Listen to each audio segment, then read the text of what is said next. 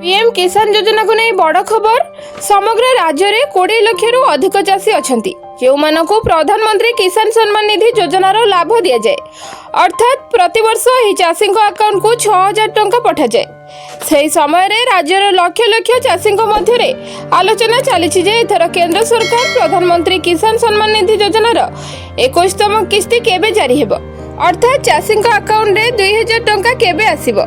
आपण को जणाई देउछु जे गत थर प्रधानमंत्री नरेंद्र मोदी 2 अगस्त 2025 रे तांकर संसदीय क्षेत्र वाराणसी रु चाषी अकाउंट को सीधा सड़क 2000 टंका पठाइथिले। एही समय रे प्राय 20,500 कोटी टंका 9.71 कोटी रु अधिक चाषी निकट को स्थानांतरित करा जायथिला।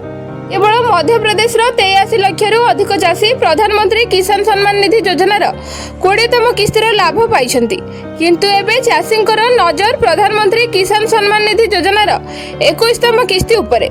जदि देखा जाए तेबे मोदी सरकार अगस्त रु नवेम्बर मध्य चाषी अकाउंट को 2000 टंका पठाउछंती। केतेबेले अगस्त मासरे तो केतेबेले अक्टोबर मासरे चाषी मानकु एहार लाभ दिया जायछि। संख्या विषय रे कहिबाकु गले 2025 रे 18तम किस्ती 5 अक्टोबर रे आसीथिला, जेतेबेले 2023 रे एहा 15 नवेम्बर एवं 2022 रे 17 अक्टोबर रे आसीथिला, किंतु एथर दीपावली 20 अक्टोबर रे पालन करा जिवो। एही संख्या अनुसार आकलन करा जाउछि जे एथर केंद्र सरकार दीपावली पूर्वरु प्रधानमंत्री किसान सम्मान निधि योजनार 21तम किस्ती जारी करि परिबे। तेणु आशा करा जायछि जे अक्टोबर मासरे ही चाषी अकाउंट को 2000 टंका आसीपारे। तथापि ए पर्यंत कौन सरकार तारीख स्थिर कर जाय नहीं।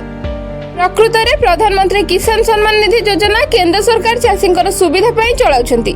एही योजना माध्यम चाषी को प्रति वर्ष 6000 टंकार आर्थिक सहायता दि जाए, जहाँ सीधा सड़क चाषी अकाउंट को 2000 टंकार 3टी किस्ती रे ट्रांसफर करा जाए।